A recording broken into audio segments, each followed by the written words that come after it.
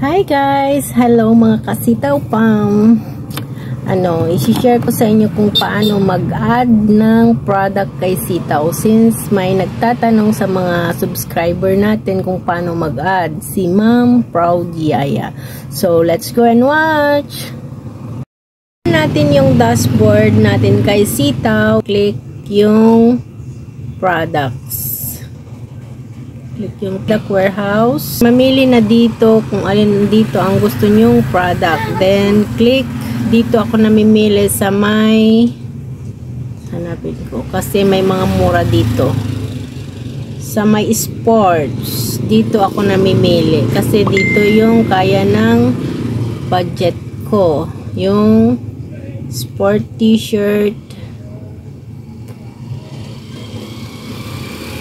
Mag-click ako dyan. Wait lang po. Medyo mahina ang signal. Naka-data lang tayo. Ayan po.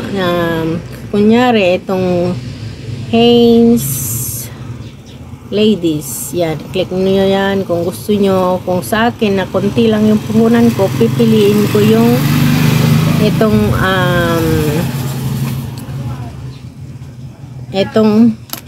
t-shirt na to kasi 201 lang siya. Then click mo dito sa may bilog sa gilid,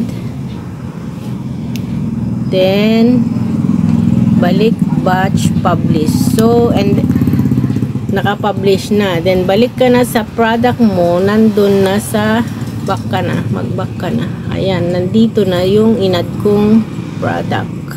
10 item lang yung inad ko kasi konti lang yung puhunan ko. Sa mga baguhan, mas maganda na konti lang yung i-add nyo munang product.